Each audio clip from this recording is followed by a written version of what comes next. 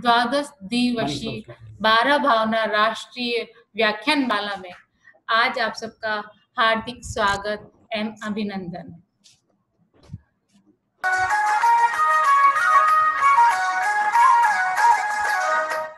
राजा राणा छत्रपति हाथिन के असवार, राजा राणा छत्रपति हाथिन के असवार, मरना सबको एक दिन अपनी अपनी बार, जगत में अपनी अपनी बार। इस जगत में सर्व प्रकार के संयोग अनित्य ही हैं। कोई भी संयोग नित्य नहीं है। चाहे राजा हो या राजाओं के भी राजा महाराजा हो, अथवा छत्रों के नीचे चलने वाले छत्रपति हो या हाथियों पर सवार होने वाले चक्रवर्ती ही क्यों न हो, सभी का यह संयोगी शरीर अपने अपने मरण काल आने पर अवश्य ही छूटेगा। इस प्रकार संयोगों की अनित्यता का चिंतन अनित्य भावना में किया जाता है। जय जी नेत्र में आप वो अपना वक्तव्य रखें।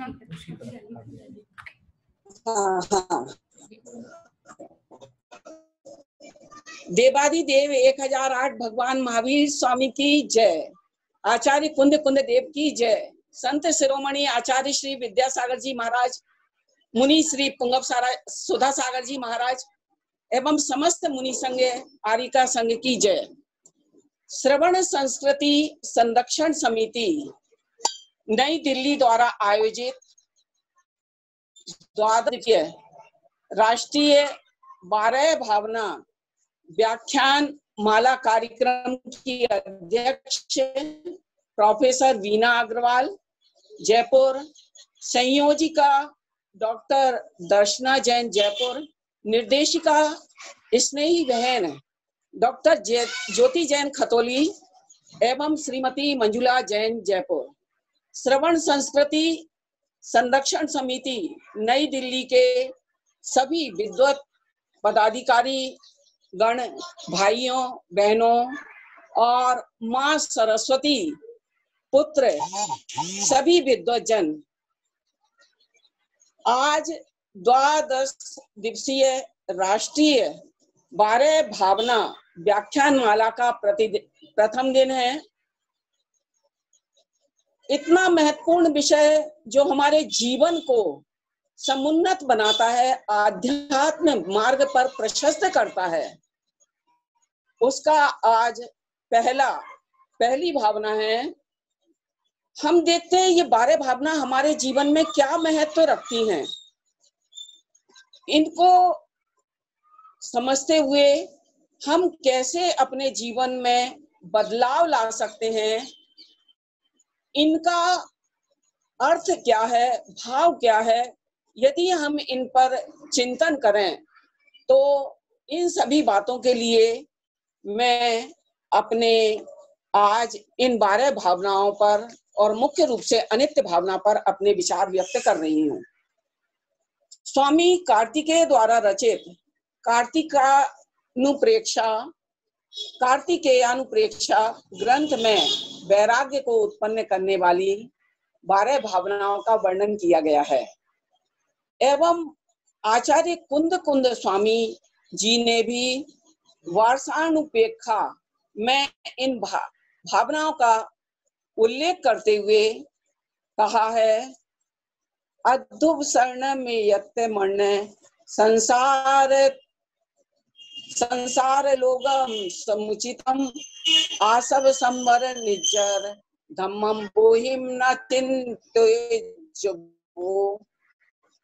जैन पुराणों में यदि हम तीर्थंकर परमात्माओं के जीवन चरित्र का अध्ययन करते हैं तो हम पाते हैं कि इन तीर्थंकरों ने जिन दीक्षा से पूर्व 12 भावनाओं का चिंतन किया है, ये 12 भावना जो हमारे जीवन को हर्ष, विषाद, राग द्वेष आदि से मुक्त कर निर्मल और पवित्र बनाती हैं।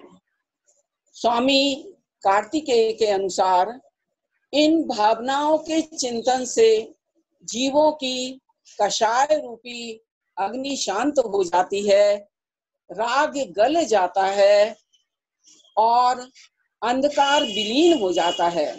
हृदय में ज्ञान रूपी दीपक प्रज्वलित हो जाता है। ये 12 भावना है अनित्य, असरण, संसार, एकत्व, अन्यत्व, अशुचि, आश्रव, संवर, निर्जरा, लोक, बोधि दुर्लभ और धर्म। अनुप्रेक्षा से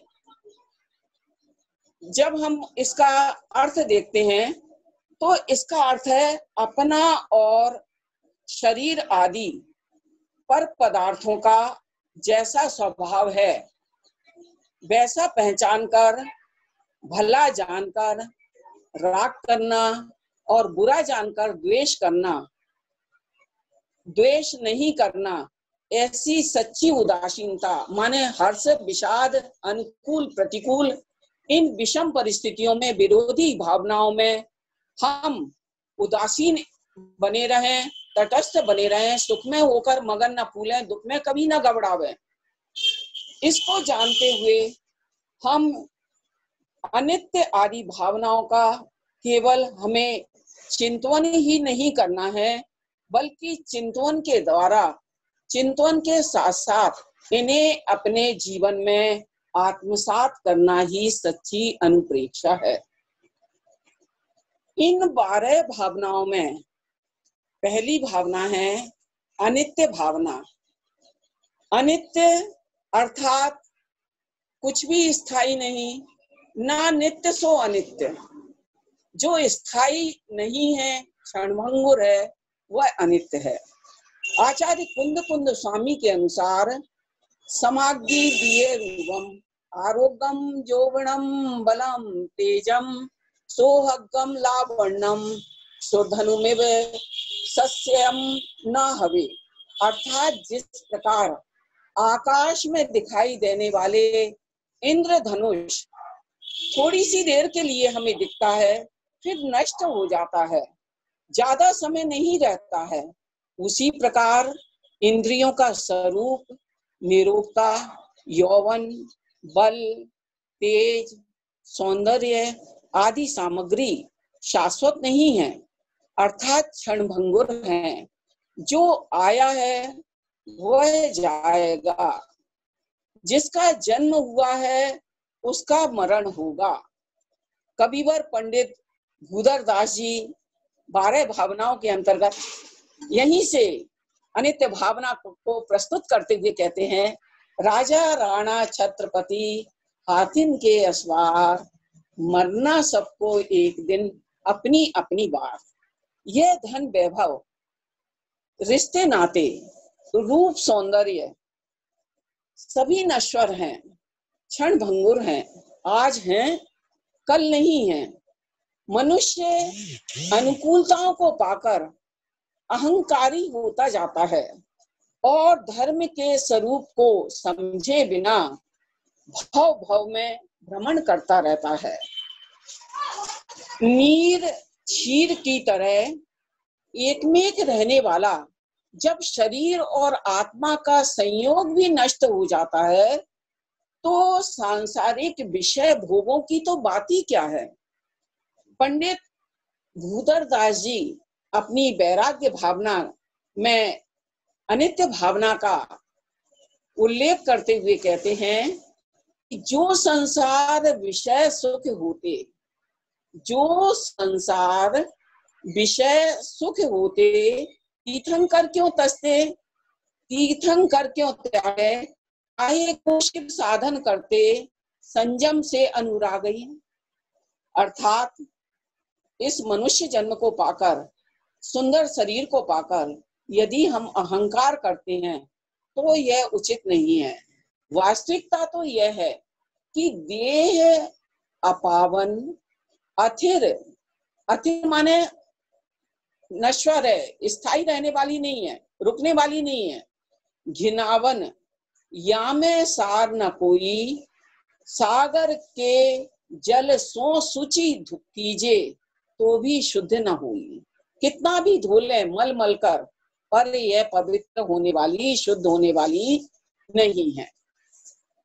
भाषानुपेक्षा में आचार्य कुंद कुंद स्वामी लिखते हैं, एको करेदि पावम विषयणी मित्ते लोहेण नियतिरियेषु जीवो तस्य फलम भुज्यते एको।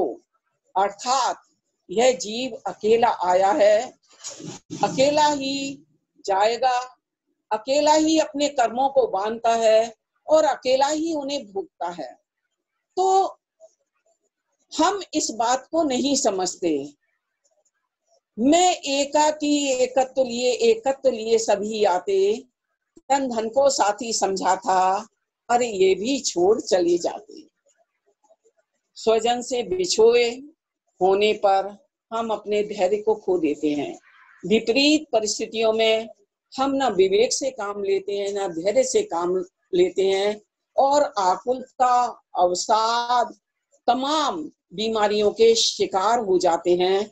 और यही कारण है कि इन सांसारिक पदार्थों की अनित्यता को यदि हम समझें तो हम बच सकते हैं। यदि इन सब हमारे जो संयोग हैं उनकी अनित्यता यदि हमारे मन मस्तिष्क में आ जाएगी, हमारे जीवन में, हमारे आचरण में, हमारी सोच में उतर जाएगी, तो हम इन परिस्थितियों से बच सकते हैं। वस्तु स्वरूप की वास्तविकता को हम समझे बिना नए कर्मों को बांधते रहते हैं और नए कर्मों के बांधने से होता यह है कि संसार परिभ्रमण हमारा निरंतर बढ़ता जाता है। कवि मंगतराय जी यही कहते हैं कि सूरज चांद छिपे निकले, ऋतु फिर कर आवे, प्यारी आयु ऐसी बीते, पता नहीं पावे। पर्वत पतित नदी सरिता जल, बहकर नहीं हटता, श्वास चलत जो घटे काठ, श्वास चलत यो घटे काठ जो आरे सो कटता, ओस बूंद जो गले धूप में, बा अंजुली पानी, छिन छिन यौवन छीन होते है, क्या समझे प्राणी। इंद्र जाल आकाश नगर सम, जग संपत्ति सारी, अथिर रूप, अथिर माने अस्थिर, जो शाश्वत नहीं है, अथिर रूप संसार विचारो, सब नर अरु नारी। हम यदि अनित्य भावना को ही समझ लें तो ये जो अन्य भावनाएं हैं सब एक दूसरे से परस्पर घनिष्ठ रूप से संबंधित हैं। यदि अनित्य भावना को हमने समझ लिया, अपने जीवन में आत्मसात कर लिया, तो अन्य सभी भावनाओं को हम भली भांति समझ सकेंगे, जीवन में उतार सकेंगे, तदनुरूप आचरण कर सकेंगे और फिर हम अपने जीवन को निर्मल करते हुए अपने अध्यात्म के पथ पर आगे अग्रसर हो सकेंगे। आज हम देखते हैं कि मुनि पुंगव श्री सुधा सागर जी महाराज जी के आशीर्वाद से कोरोना के इस समय में जो जैनागम संबंधी विविध वेबिनार, कक्षाएं, व्याख्यान मालाओं जैसे कार्यक्रमों का आयोजन हो रहा है, हम इनका पूरा लाभ उठाएं। समय सीमित है, इसलिए मैं बात को अपने संक्षेप में कह रही हूँ कि हम समय की महत्ता को समझें। आज यह मनुष्य तन हमें मिला है, इसकी ये अमूल्य है। 84 लाख योनियों में भ्रमण करने के बाद यह जो मनुष्य पर्याय मिली है, यदि हमने इसको एक बार भी अपने हाथ से समय का उपयोग किए बिना यदि ऐसे ही जाने दिया तो फिर यह सागर में गिरे हुए मणि के सदृश, जिस प्रकार सागर में गिरी हुई मणि को ढूंढना संभव नहीं है, उसी प्रकार यह नर्तन पाना फिर संभव नहीं है। आज सौभाग्य ये है कि हम जैन कुल में, जैन धर्म के अनुयायी हैं। हमें अच्छा कुल मिला, संस्कार मिले, और इतना ही नहीं, हमने यदि हर समय का उपयोग किया, क्योंकि क्षणश्च त्यागे कुतो विद्या, कणश्च त्यागे कुतो धनम, यदि इस सूक्ति को हमने अपने जीवन में उतार कर समय की महत्ता को समझा, तो निश्चित ही हम इन भावनाओं को अपने जीवन में आत्मसात करते हुए अपने जीवन को समुज्वल, समुन्नत बनाएंगे। और हमारा यह कर्तव्य है कि आज हमें इन 12 भावनाओं को आत्मसात करने वाले मुनि राजों जैसा, हमें उनके सामीप्य का, उनके मार्गदर्शन का, हमें यह सब साधन सुलभ हुए हैं, तो क्यों ना हम इस जीवन को सफल बनाएं। और हम चाहते हैं कि हम इन 12 भावनाओं को आत्मसात करने वाले मुनि जन और पंच परमेष्टि की शरण जो हमें मिली है, इन संयोगों को पाकर हम अपने जीवन को सार्थक बनाएं। अंत में आपने मुझे जो आज बोलने का अवसर प्रदान किया, मैं आप सबके प्रति हृदय से आभारी हूं। और समय की सीमा को देखते हुए, क्योंकि इसके बाद भी अध्यक्षीय उद्बोधन भी है, इसलिए मैं अपनी वाणी को विराम देती हूँ। द्वादशांग जिन्मानी माता की जय।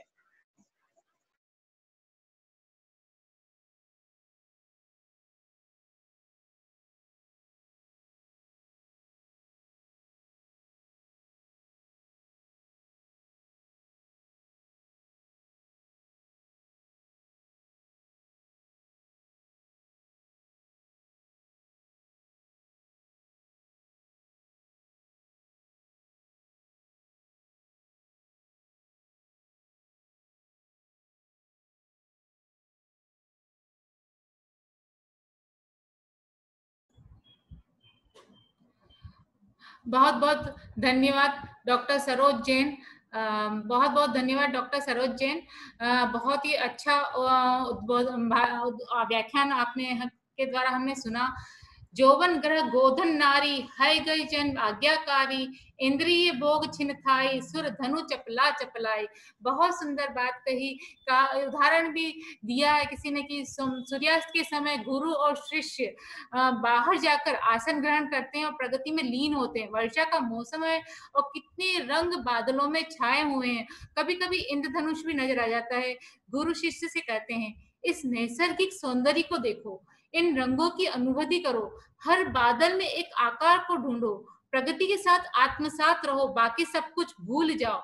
शिष्य सूर्यास्त के बादल के रंगों और आकारों से परिचित हो जाता है। वह अपनी आंखें मूंद कर उस चित्र को अपने मन में आंखों में समा लेता है और बार बार अपनी आंखें खोलकर प्रगति के बदलते हुए दृश्यों को देखता है और फिर से आंखें बंद करके उसको ध्यान मग्न हो जाता है। जब 2 घंटे बाद अंधेरा छा जाता है तो अब गुरु प्रश्न करते हैं, बस क्या नजर आया? शिष्य कहता है मुझे कुछ नजर नहीं आ रहा है, सब कुछ चला गया। अब गुरु पूछते हैं कहाँ चले गए? वे आकार, रंग, बादल, सौंदर्य जो दिख रहा था वो कहाँ लुप्त हो गया? शिष्य चुप रहा और वो विचार मग्न हो गया। उत्तर का आभास भी नहीं कि इंद्रधनुष व सौंदर्य लुप्त कहाँ हो गया, नहीं पता। यही ध्यान का बिंदु है। सभी कुछ इस जगत में यही विद्यमान है। गुरु शिष्य से कहते हैं कुछ भी लुप्त नहीं हुआ है, सब कुछ यही है, मगर पृथ्वी की परिक्रमा के कारण तुम बदलाव को देखते हो। तुम्हारी भौतिक दृष्टि को ऐसा प्रतीत होता है मानो कुछ चला गया। अब अपनी अंतर्दृष्टि का प्रयोग करो, देखो संपूर्ण ब्रह्मांड एक अटूट लय में घूम रहा है। वहीं सूर्य जिसे हम यहाँ से लुप्त मानते हैं, पृथ्वी के उस पार उदय हो रहा है। सूर्य तो वही है। स्वयं को पृथ्वी के धरातल से उठकर सूर्य की ऊंचाई तक ले चलो। अब तुम्हें सूर्य सदैव दृष्टिगोचर होगा। अपने भीतर के सूर्य से अभिज्ञ रहो। तुम्हारे अंदर अपरिवर्तनशील जीवन है। ये इस तरह के उदाहरण हमें अनित्य भावना में देखने मिलते हैं कि अनित्य भावना जो बारसाणुव्याख्या आचार्य कुंद स्वामी जी के द्वारा रचित है और कार्तिकेयानुव्याख्या आचार्य कार्तिकेय स्वामी के द्वारा रचित है और बहुत सुंदर इन्होंने 12 भावना का वर्णन किया है।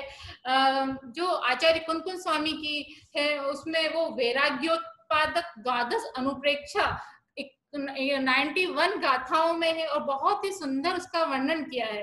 अनुप्रेक्षा वस्तु के स्वरूप को अलग अलग या बार बार उसका चिंतन का नाम है अनुप्रेक्षा। और तत्काल सूत्रकार ने अनुप्रेक्षा के क्रम को थोड़ा सा परिवर्तन दिया है। तो बहुत ही सुंदर प्रोफेसर सरोजिनी बीना के द्वारा हमें यह सुनने को मिला। और अब मैं अध्यक्षी उद्बोधन के लिए आमंत्रित करती हूँ प्रोफेसर बीना अग्रवाल जयपुर। प्रोफेसर बीना अग्रवाल जयपुर, मैंने आपको यहाँ से अनम्यूट किया है और अब हमको सुनेंगे। सभी को नमस्कार। सभी जैन धर्मावलंबियों को, सुधी श्रोताओं को मेरा नमस्कार, प्रणाम। और जैसा कि अभी हम सुन रहे थे अनुप्रेक्षा के बारे में और द्वादश अनुप्रेक्षा के बारे में बहुत स्पष्टतया व्याख्यान मिला। और जैन धर्म की सबसे बड़ी विशेषता यह है कि यह आचरण प्रधान धर्म है, जो दर्शन के सिद्धांत हैं। दर्शन में बहुत गूढ़ सिद्धांत होते हैं और जीवन मरण का प्रश्न, मोक्ष का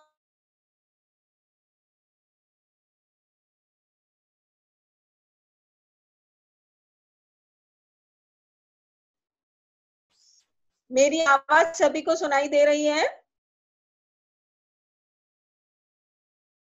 जैन धर्म जो है वो दार्शनिक सिद्धांतों पर आश्रित है, लेकिन दार्शनिक सिद्धांतों को जीवन में कैसे उतारे वह सिखाता है।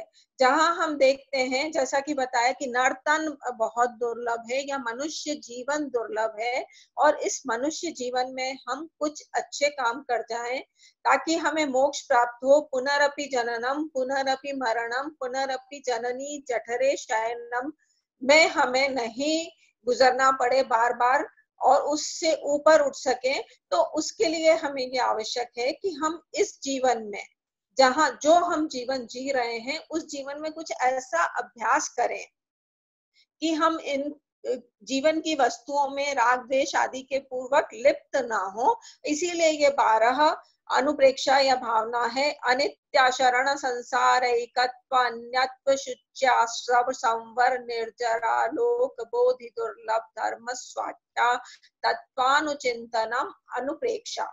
ये आपकी 12 भावनाएं हैं जिनका पुनः पुनः चिंतन, जैसे अनित्य का चिंतन करने की बात है, तो अनित्य का चिंतन हम ध्यान रख कर करें कि सुख है, बहुत अधिक सुख है, लेकिन हमें मालूम है कि यह सुख हमेशा नहीं रहेगा। तो इसमें हम घमंड करके और कोई उच्च पद की प्राप्ति हो गई है या बहुत सारी चीजें हमें प्राप्त है और हम सोचे कि हाँ बस हम तो धन्य हैं और हमारा यही सब कुछ है और हमेशा बना रहेगा, तो हम देखते हैं हमेशा तो कभी कुछ नहीं बना रहा। और दुख में इतने दुखी हो जाएं, कोई बीमारी लग गई, कोई परेशानी आ गई, या अभी जैसे कोरोना काल है तो उसमें 50 तरह की परेशानियां 50 लोगों को सहन करनी पड़ रही है। तो हम उस समय भी ये ध्यान रखें कि ये कभी नहीं, ये हमेशा नहीं रहेगा। इसके बारे में जैसे एक कथा भी चलती है कि एक राजा था, बहुत प्रजा पालक, बहुत अच्छा राजा था और वह अपनी प्रजा का बहुत अच्छा पालन कर रहा था। अचानक वह बीमार पड़ गया, तो प्रजा भी बहुत दुखी हुई और राजा भी दुखी हुआ कि मेरी संतान के समान प्रजा, जिसका मैं इतना अच्छा ध्यान रखता हूँ, वह आज परेशान है। तो उनके जो पुरोहित थे वे आए, उनसे उन्होंने कहा कि मैं क्या करूं, मेरी संतान का मैं ध्यान नहीं कर पा रहा हूं। तो बोले यह हमेशा नहीं रहेगा। और कुछ समय बाद राजा ठीक हो गया, तो वो दुख जो था वो हमेशा नहीं रहा। लेकिन उन्होंने फिर यह भी कहा कि ऐसी बात नहीं कि दुख हमेशा नहीं रहेगा, सुख भी हमेशा नहीं रहेगा। राजा, कुछ समय बाद राजा के आक्रमण हुआ दूसरे राजा का, और वह राज्य भी उसका नहीं रहा, लेकिन तब तक वह यह समझ चुका था कि कोई भी चीज स्थायी नहीं है, सभी अनित्य है, तो उसे उतना कष्ट, उतनी परेशानी नहीं हुई। वह एक समभाव में स्थिर रह सका और उसे जीवन का मर्म समझ में आ गया। और यही वाली बात योग सूत्र में पतंजलि ने भी कही है, अनित्या शुचि दुख अनात्म सु नित्य शुचि सुख आत्म ख्यातिर अविद्या। अविद्या क्या है? जैसे 12 भावनाएं आपने कही, इसमें भी अनित्य की, अशुचि की, और आत्म तत्व, अनात्म तत्व में आत्म तत्व मानने की भावनाएं हैं। तो ये सब भावनाएं सही से प्रयोग करके, समझ कर और जीवन में निरंतर प्रयोग करना। सभी दर्शन एक ही शिक्षा देते हैं, सभी धर्म एक ही शिक्षा देते हैं। गीता में भी यही कहा है, सुख दुखे समे कृत्वा लाभा लाभो जया जयो। सुख और दुख में अपने आप को समान भाव में रखें, लाभ होने या हानि होने पर बहुत अधिक विचलित ना हो। निश्चित रूप से इंसान है, जीवन है, व्यावहारिक जीवन में हमें जरूरत होती है पैसे की, नौकरी की, सामान की, स्वास्थ्य की, तो विचलित तो हम होंगे ही। लेकिन अगर हम इन परिस्थितियों का अपना धैर्य बनाए रखें और इन परिस्थितियों को सहन कर सकें, एक समभाव से इनमें रह सकें, तो हमारे लिए ज्यादा आसानी होगी। अवसाद में जाना बहुत आसान है, कितने युवा अवसाद में जा रहे हैं। अभी कोरोना काल में नौकरियां जा रही हैं, बिजनेस ठप पड़ गए हैं, और परेशानियां, स्वास्थ्य संबंधी परेशानियां हैं। लेकिन हमें धैर्य रखना होगा, हमें अपनी सहन शक्ति को बढ़ाना होगा, और वही बात माननी होगी कि यह सब अनित्य है। कोई भी समय सदा एक जैसा नहीं रहता, हर समय परिवर्तन होता है। परिवर्तन सृष्टि का नियम है, तो परिवर्तन होगा, यह समय भी बदलेगा और वापस अच्छा समय भी आएगा। और इसी तरह से हमें गीता में जैसे कहा है, सुखेषु विगत न रहकर करना चाहिए। और इसी तरह से ये जो बात कही गई है, आत्मनः प्रतिकूलानि परेशान न समाचरेत, हमारा आचरण ऐसा होना चाहिए जो हम अपने लिए पसंद नहीं करते वह हम दूसरों के लिए नहीं करते। यही शिक्षा ईसाई धर्म भी देता है। तो इस तरह के बहुत सारे सिद्धांत, कोई भी धर्म हो, सभी धर्म हमें यही सिखाते हैं कि हमें अपने जीवन में एक उच्च स्तर का व्यवहार बनाए रखना चाहिए, जिससे हमें एक शांति, परस्पर सहयोग, समन्वय, सहजीवन की भावना विकसित करने में आसानी हो। और जब हम ऐसा कर पाएंगे तो इससे न केवल हमारा व्यक्तिगत जीवन सुधरेगा, हम व्यक्तिगत स्तर पर बहुत अच्छा एक नैतिक जीवन, एक शांतिपूर्ण जीवन, जो एक उद्वेलित मनस्थिति है, वह हमारी नहीं होगी। व्यक्तिगत रूप से हम एक शांत जीवन जी पाएंगे।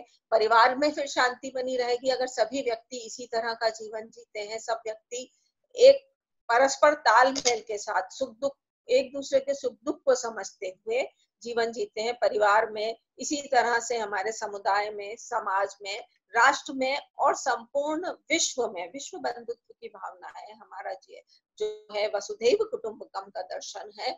तो संपूर्ण विश्व में और एक ही चैतन्य को मानते हैं, जीव द्रव्य, ये भी जैन दर्शन में भी माना गया है। संपूर्ण संसार में चैतन्य की दृष्टि से एक सूत्रता है।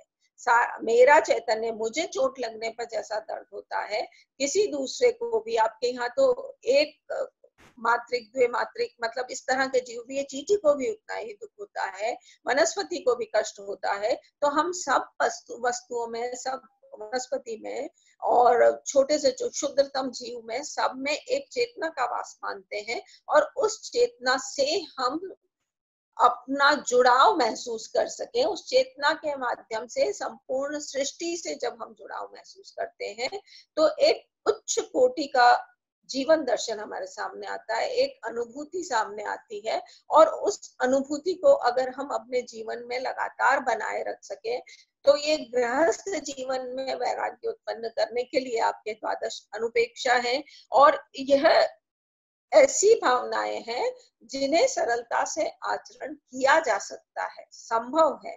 जीवन में किया जाना बहुत आसान है। मुनिजनों ने करके दिखाया है, तो उस दृष्टि से, और गृहस्थ भी कर रहे हैं, तो अगर हम अपने जीवन में ये द्वादश अनुप्रेक्षा का निरंतर अनुचिंतन करते रहेंगे तो यह जीवन, यह दर्शन बहुत उपयोगी दर्शन है, आचार प्रधान दर्शन है, और यह दर्शन इस जीवन को स्वर्ग तुल्य, स्वर्ग की कामना है। स्वर्ग, जैन दर्शन में तो स्वर्ग को इतना महत्व नहीं दिया गया है, लेकिन कुल मिलाकर यह जीवन इतना सरल और सुंदर हो जाएगा कि सभी इसकी कामना करेंगे और इस जीवन से मोक्ष पाना भी आसान होगा।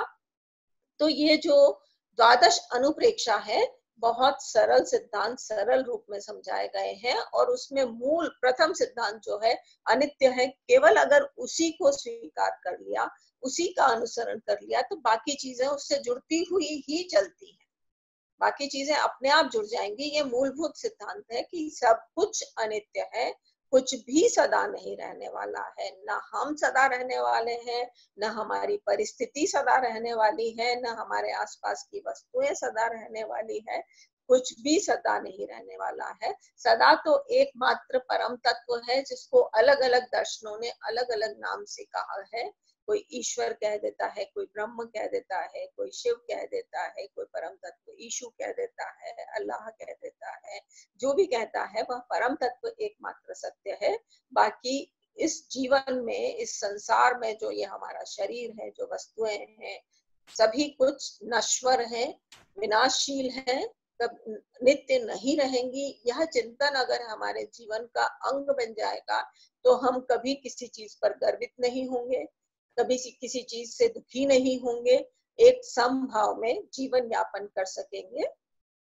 यही इस अनित्य भावना का और अनुप्रेक्षा का सार है। आप लोगों ने मुझे अवसर दिया और यह सुनकर मुझे भी बहुत चिंतन करने का, जानने का अवसर मिला। इसके लिए मैं आप सभी की बहुत आभारी हूँ। बहुत बहुत धन्यवाद।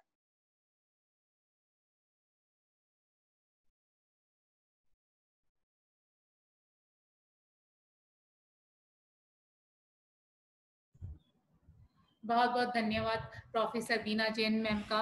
उन्होंने बहुत ही सुंदर उद्बोधन, अध्यक्षीय उद्बोधन अपना दिया और हमें उन्हें सुनने का मौका मिला।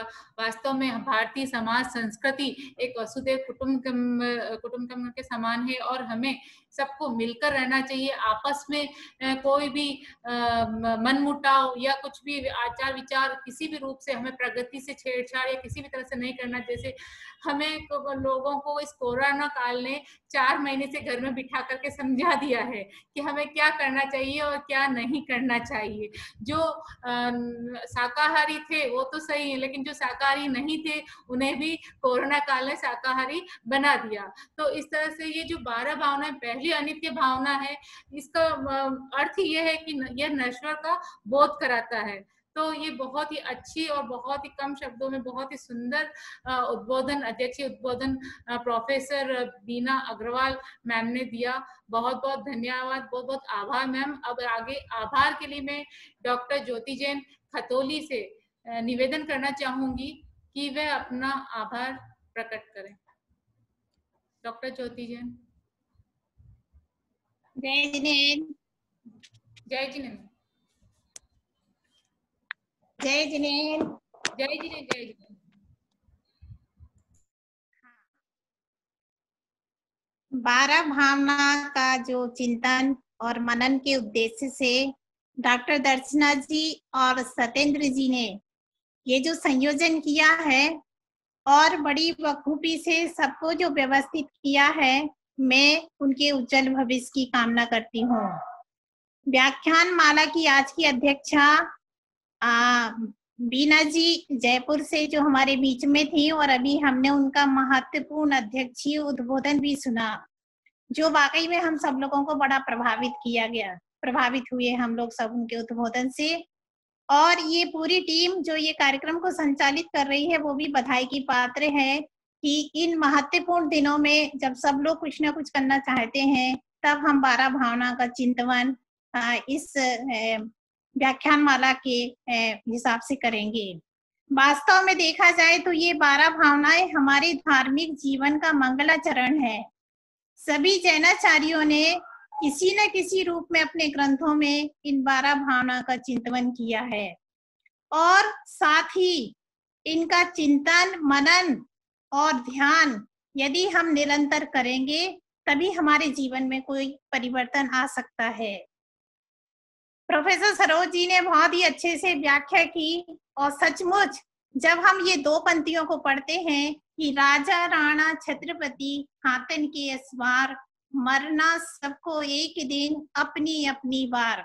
आप स्वयं अनुभव करेंगे कि जब आप इन 2 पंक्तियों को पढ़ते हैं तो आपके विचार और आपकी मनोभावना उस समय जैसी भी होंगी अपने आप साम्य भाव की ओर मुड़ने लगती हैं। और जैसे जैसे आप 12 भावना का पाठ करेंगे, आप अपने अंदर, यदि आपके अंदर अभ्यास आपने सोच लिया है करने का, आप महसूस करेंगे कि जैसे जैसे हम 12 भावना का पाठ पढ़ते जाते हैं, हमारे अंदर एक तरह की, जिसको हम आज के परिवेश में कह सकते हैं कि हमें एक मानसिक शांति का अनुभव मिलता है।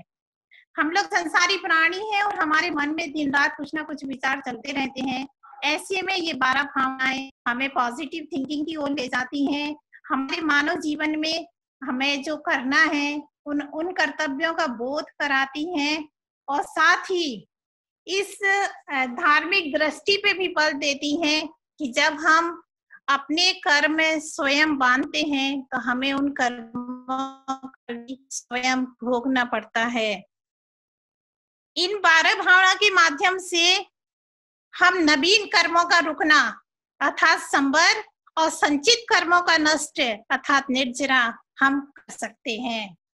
और बहुत सारी चीजें ऐसी हैं जो मैं मतलब है ना बीना जी को अवश्य बताना चाहूंगी कि बीना जी, ये जो हमारी 12 भावनाएं हैं ये खाली हिंदी में या संस्कृत में नहीं है, ये प्राकृत, अपभ्रंश, कन्नड़, गुजराती आदि आदि अनेक भाषाओं में इनका मतलब रचना की गई है और एक विशाल भंडार है।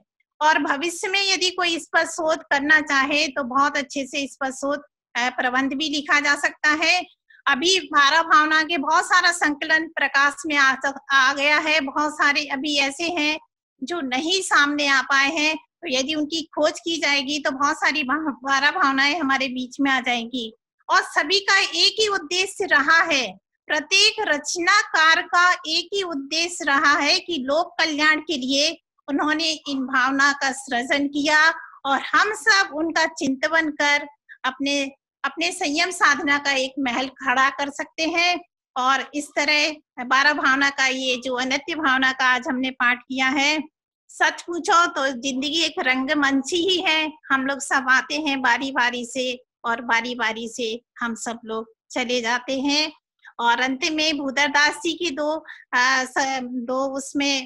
शब्दों में मैं इस बात को कहूंगी कि उन्होंने बहुत अच्छे से कहा है कि भगवंत भजन क्यों भूला रे, यह संसार रैन का सपना, तन धन बारी बबूला रे, भगवंत भजन क्यों भूला रे। सभी को जय स्नेह। और आगे का दर्शना जी आप बोले। जी बहुत बहुत धन्यवाद, बहुत खूब मैम। डॉक्टर ज्योति जैन, श्री अखिल भारतवर्षीय दिगंबर जैन विद्वत परिषद की उप मंत्री हैं डॉक्टर ज्योति जैन और श्रीमती मंजुलता जैन जयपुर। बहुत बहुत धन्यवाद, बहुत बहुत आपने बहुत ही अच्छी बात कही है। और मैं एक बात आपको और बताना चाह रही हूँ कि जो आप कह रही हैं कि शोध होना चाहिए इस पर, तो हमारा जो 11वीं भावना है बहुत ही दुर्लभ की विदुषी बहन है डॉक्टर पद्मनी नागराज बेंगलोर से, उन्होंने इसी पर पीएचडी करी है और यह प्रिंसिपल डायरेक्टर हैं बेंगलोर में गर्ल्स कॉलेज की। और इनका हम ये बहुत ही अच्छी वक्ता है और इनका भी हम व्याख्यान सुनेंगे। ये भी हमारे साथ अभी जुड़ी हुई भी हैं और वो भी सुन रही हैं और इनका जो होगा वो बहुत ही दुर्लभ पर होगा। तो मैं ये बताना चाह रही कि इस पर भी पीएचडी हो गई हैं और काफी चल भी रही होंगी। तो बहुत बहुत धन्यवाद। मैं कल के लिए एक और सूचना देना चाहती हूँ कि हमारे यहीं इसी में रात्रि 8 बजे समण संस्कृति संरक्षण समिति द्वारा आज रात्रि 8 बजे फेसबुक पे प्राकृत भाषा विज्ञान पेज पर फेसबुक पर एक प्राकृत भाषा विज्ञान डॉक्टर सत्येंद्र कुमार जैन से बना हुआ है, उस पर लाइव प्रोग्राम होगा। प्राकृत भाषा की नैतिक अवधारणा पर ये महत्वपूर्ण व्याख्यान देंगे डॉक्टर सत्येंद्र कुमार जैन, जयपुर द्वारा होगा। आप लोग सभी उसमें आमंत्रित हैं, अवश्य पधारें। और कल के जो मैं बताना चाहती हूँ, आज हमारी अनित्य भावना हो गई है, जो हमारे प्रोफेसर सरोज जैन बीना वालों ने दिया है। बहुत ही अच्छा सुंदर व्याख्यान था उनका, विदुषी बहन का।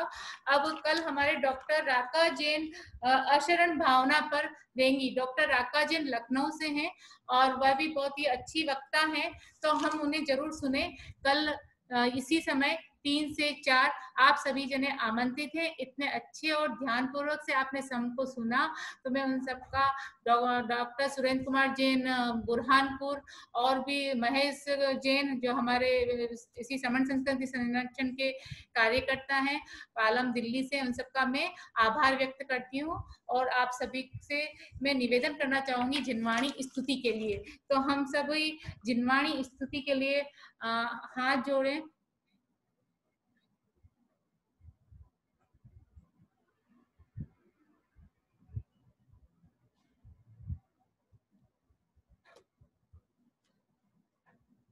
मैं सबको अनम्यूट कर रही हूँ यहाँ से, तो सभी अपन हाथ जोड़ करके बोल सकते हैं जो मैंने आपको भेजा था मिथ्यात्म नाश्रे को। तो सभी अपना वहाँ पे माइक अनम्यूट कर सकते हैं। मैंने सबको अनम्यूट कर दिया यहाँ से, तो आप अपना अपना म्यूट ओपन कर सकते हैं।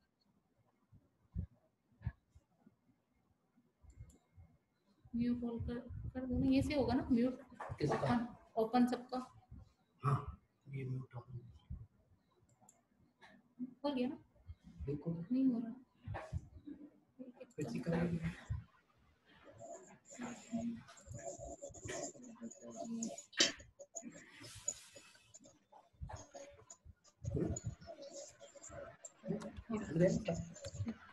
हाँ पुलिस म्यूट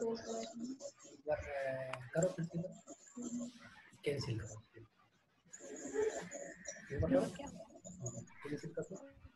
अब सब कैंसिल। हाँ मैंने सबको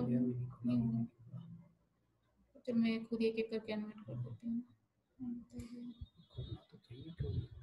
चलिए, जो सभी अपने अपने हाथ जोड़ करके हम जिनवाणी स्तुति बोलेंगे। मिथ्यात्म नाश वेको ज्ञान के प्रकाश वेको आपा पर भास वेको भालों से बखानी है।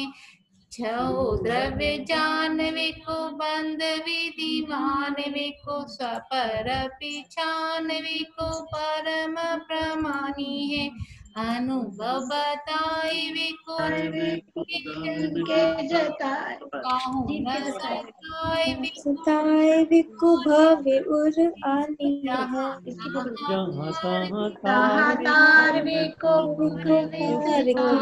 तार वेको यही दिशवानी है। जहाँ तहाँ तार वेको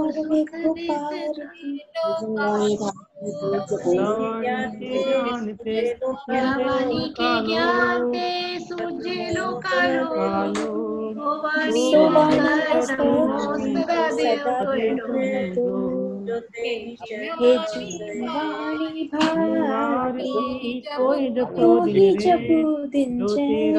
जो तेरी शरण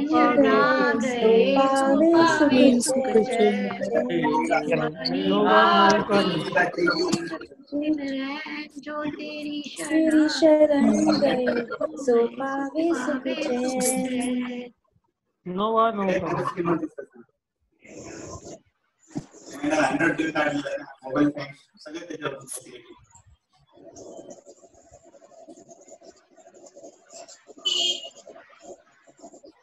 बोले तुझे बोला रहे हैं तुझे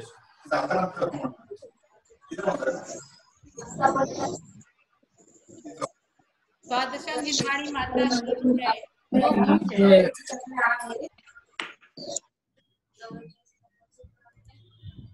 जय जिनेंद्र। जय जिनेंद्र। जय जिनेंद्र। जय जय जिनेंद्र। जिनेंद्र सतगुरु, जय जिनेंद्र। फेसबुक पर जरूर देखिए, प्राकृत भाषा विज्ञान। आज जरूर देखिए, आज रात्रि को फेसबुक पर प्राकृत भाषा विज्ञान डॉक्टर सत्येंद्र कुमार जी। कल 3 से 4 जरूर जुड़े। सभी को जय जिनेंद्र। जय जिनेंद्र।